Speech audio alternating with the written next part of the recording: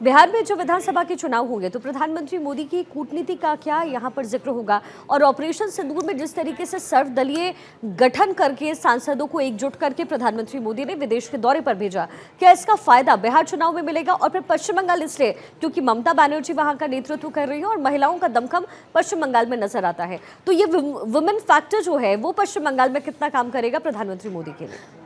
देखिए, एक तो बात हुई ऑपरेशन सिंदूर, एक बात हुई ये डेलीगेशन जो भेजा गया। जाहिर तौर पे हर एक चीज़ का एक वोटर का माइंडसेट बदलता है या बनता है। वोटर जो एक वो वोटर है जो जिसे बोलते हैं कि स्विंग वोटर, वो आसपास के जो पिछले एक साल में हुई जो गतिविधियां होती हैं राजनीतिक, उनके लिहाज से अपना मन बनाता है कि मुझे वोट किसको करना है। बाकी एक वोट होता है कि मैं तो विपक्ष को ही करूंगा, एक होता है कि मैं तो पक्ष को ही करूंगा, जिस भी तरीके से। तो जाहिर तौर पर स्विंग वोटर बहुत महत्वपूर्ण होता है। आज डोनाल्ड ट्रंप भी उन स्विंग स्टेट्स और स्विंग वोटर्स की वजह से ही राष्ट्रपति बने हैं। स्विंग वोटर बहुत महत्वपूर्ण होता है। फिर महत्वपूर्ण होता है जो बीजेपी की स्ट्रेटेजी है कि हर एक राज्य में एक जाति को पकड़ लिया जाए। अब भले ही महाराष्ट्र में हिंदू वर्सेस मुस्लिम टाइप का माहौल बना था कि बटोगे तो कटोगे, लेकिन आपने देखा कि एससी वोट बैंक को under the carpet micro management से इतना पकड़ के रखा कि आप देखिए कि महाराष्ट्र की जीत कितनी जबरदस्त डंके की चोट पर हुई। फिर आप देखिए कि माना जा रहा था कि हरियाणा में तो तीसरी बार भाजपा नहीं ही आएगी, जबकि जाट वर्सेस ऑल हुआ, लेकिन फिर भी वहां पर एससी वोट बैंक को पकड़ के रखा। ऐसे ही दिल्ली में हिंदू वर्सेस मुस्लिम हुआ, वक्फ पूरा माहौल बना, लेकिन फिर भी एससी वोट को पकड़ के रखा। और फिर अगर वैसे बात करें तो केरला में हिंदू वोट के साथ साथ क्रिश्चियन वोट को पकड़ लिया। तो एक ऐसा बड़ा तबका को भारतीय जनता पार्टी की स्ट्रैटेजी को पकड़ती।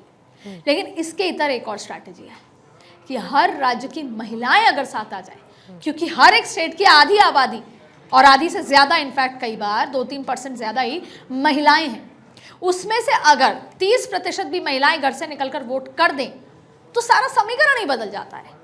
तो चाहे फिर ऑपरेशन सिंदूर का एक नेशनलिस्ट वाला मैसेज हो, वो भारतीय जनता पार्टी के फेवर में होगा।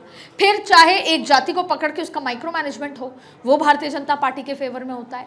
और अगर महिलाएं भी साथ आ जाएं तो भारतीय जनता पार्टी बम्पर जीत में बिहार में आएगी। अब इसी के साथ आपने जोड़ा कि पश्चिम बंगाल में तो ऑलरेडी महिला है, तो वहां महिला फैक्टर कैसे होगा? और यही वजह है कि देखिए, महिला अस्मिता और महिला फैक्टर की वजह से तो पिछली बार भी ममता बनर्जी हार कर भी जीत गई थी।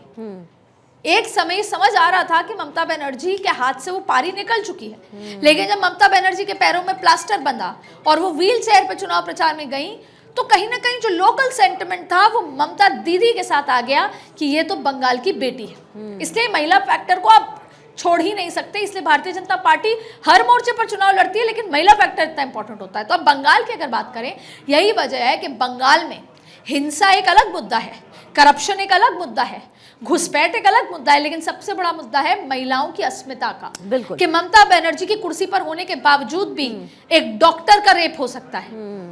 उन्हीं की पार्टी के कैबिनेट मंत्री महिलाओं के साथ रेप करते हैं, ब्लैकमेल भी करते हैं। तो वहां पे महिलाओं के प्रति जो हिंसा बढ़ती जा रही है, उसका एक बड़ा मुद्दा है जो आने वाले टाइम में आपको दिखेगा। जाहिर तौर पे बहुत मल्टीपल फैक्टर्स है और भारतीय जनता पार्टी अपने इन सारे चुनावी फैक्टर्स को माइक्रो मैनेजमेंट के साथ देख रही है। और ये जो डेलीगेशन है, अब इन्हीं डेलीगेशन के लोगों को चुनाव की तरफ भी भेजा जाएगा और बताया जाएगा कि हमने क्या क्या किया, कैसे किया, ऑपरेशन सिंदूर, टेररिज्म। तो वो जो राष्ट्रवादी भावना है वो भी इसमें निकल कर आएगी। इसलिए आने वाले 10 महीने के 5 चुनाव बड़े रोचक होने वाले हैं और बहुत सारे मोर्चे पर लड़े जाएंगे।